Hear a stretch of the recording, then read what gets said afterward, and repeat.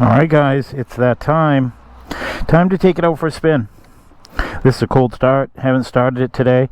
I will admit, I have put on about 130 miles on this bike since the last clip that you saw. And there's no leaks, there's no issues.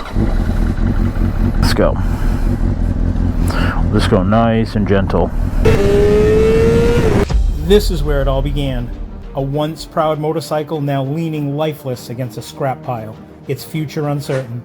Most would see this as nothing more than twisted metal and faded paint, but I saw a story worth telling. A VIN number led me down a rabbit hole. First, a Carfax report revealing the exact date of the crash. That date took me to the accident report, and suddenly the pieces started to fall into place. I went to the crash site, standing where the pavement still carries the memory of that day. From the police report to the tow truck driver's account, I could see exactly how it happened. This is the start of a journey, not just to rebuild a motorcycle, but to bring it back from the edge.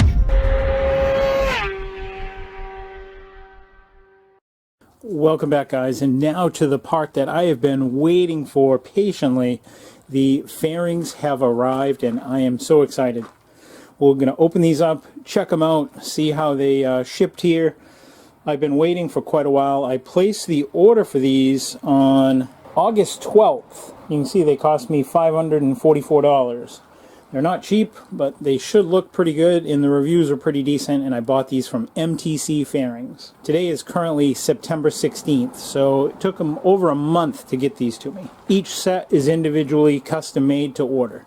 Oh, I'm so excited. I can't wait to check these out. We've made lots of progress on the bike recently, and pretty much everything is done. If you haven't seen the first and second episode, be sure to go check those out. This bike was crashed. It landed into a frog pond. It had been abandoned at the tow company's tow yard, and I was able to track down the Carfax report on this, which made me find the accident report, which then I was able to find the driver of this, which then I reached out on social media and found the kid that crashed this, and I interviewed him. It's quite the episode. So if you haven't seen any of the other episodes and you're just tuning into this channel now for the first time, go check it out. It's quite a story. I'll have links up above and down below. But let's see how this looks. So far, it's packed pretty well. It arrived from FedEx, and that always scares me because FedEx pretty much destroys every package that I ever receive for whatever reason. So far, I'm pretty hopeful that these won't be damaged, because what I've seen is they're wrapped in a nice thick foam layer first,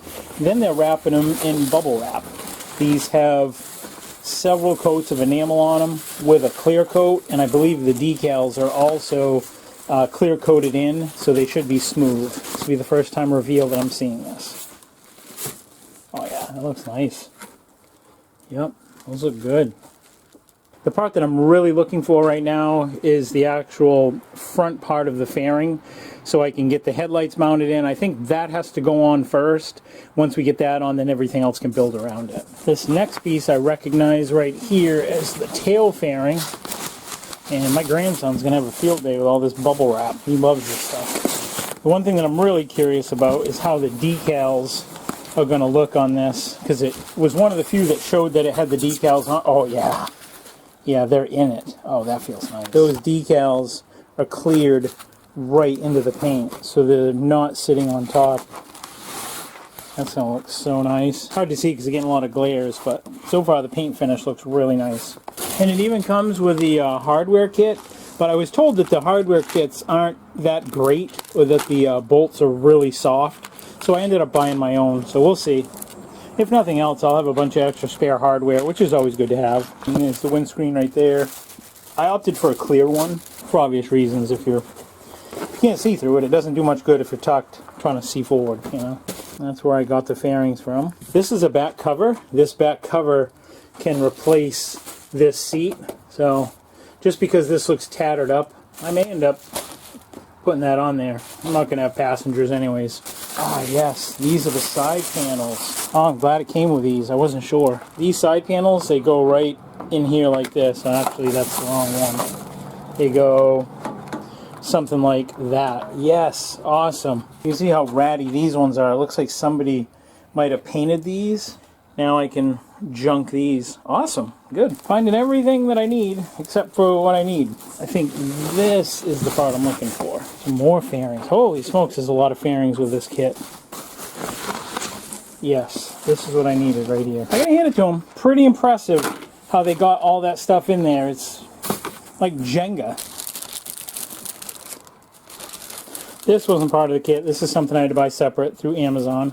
I stopped messing around with the front fairing over there and started working on this back section, and wow, this was scary because you got to stretch this over the back. I was just so afraid that this thing was gonna crack and break. For the battery tender, I think I'm gonna run the wire out through one of these open vents right here and plug it in over there. I think that'd be a nice way of doing it, so I don't have to take the seat off and just leave this flapping underneath there. Let's do the tank cover next. Kind of do the things that are easy, because this front mask area right here, it's quite involved. It's taken quite a bit of work to put that together. It's got a bunch of air ducts that has to go in it, and I don't really have anything to go by.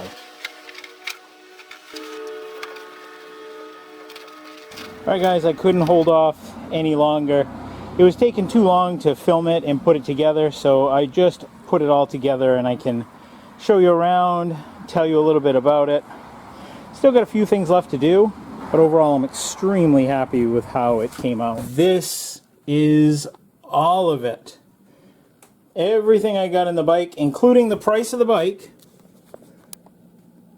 I have $1,603.89 in that bike. Now that's just parts, it's not labor, and I paid $300 for the bike. So I got $1,300 in parts, and that includes the fairings, and you can see I've got all the prices of everything. Just a lot of parts, a lot of work.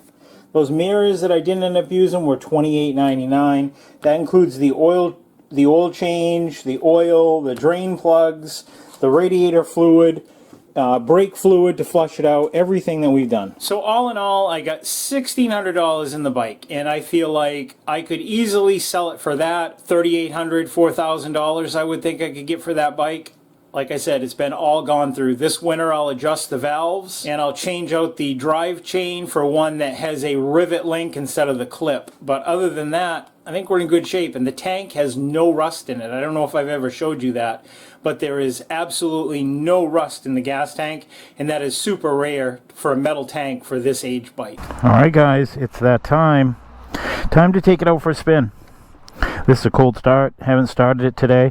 I have put on about 130 miles on this bike since the last clip that you saw. And there's no leaks, there's no issues. Go nice and easy until it warms up a little bit. Got a little piece of paper here, this little paper that's flapping around. That's some notes that I've got, some things I want to talk about so I can remember. So like I said guys, I've put about 130 miles on this bike, and it has run flawless. I am so thrilled with this bike.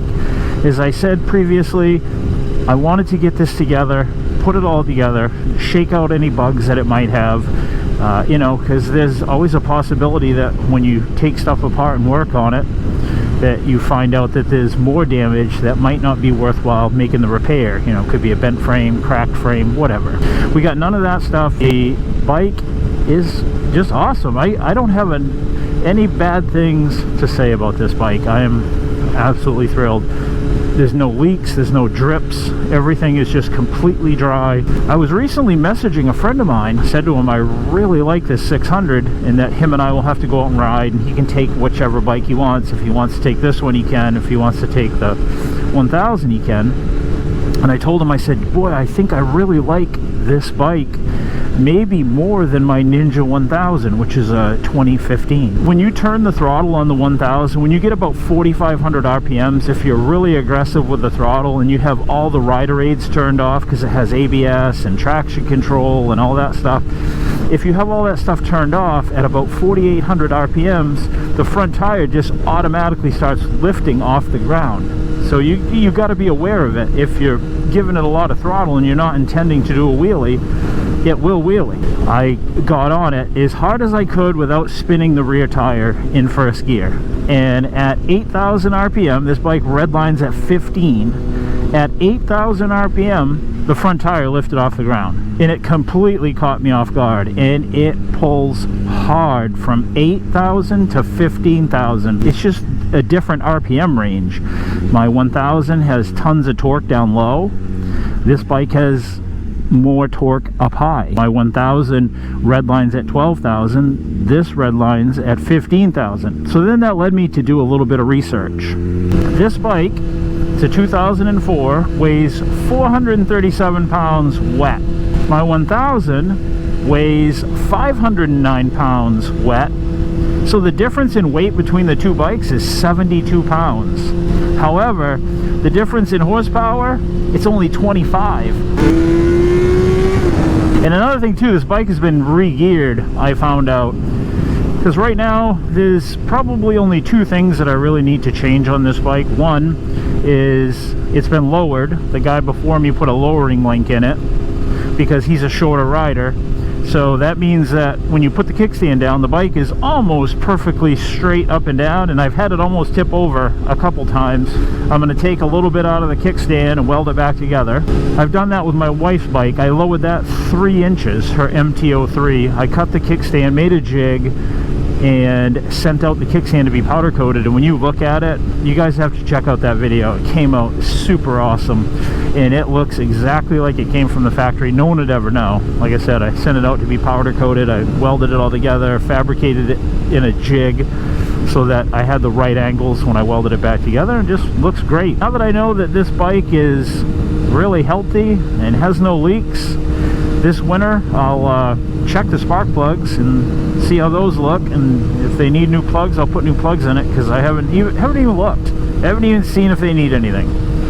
I literally just started the bike, checked the oil level, did an oil change, and ran it. And then I'll also check the valve adjustment and check the fluid in the forks. The forks don't leak, but I don't know if they've been done or not. One of the spools on the swing arm in the back got torn out during the crash. I don't know if it was torn during the crash or if that's damaged from when they pulled it out with a wrecker, but either way, I got to do a little bit of aluminum welding on that. That's a piece of cake. It does have an aggressive forward angle compared to my 1000, but I haven't found that to be a problem. It handles good.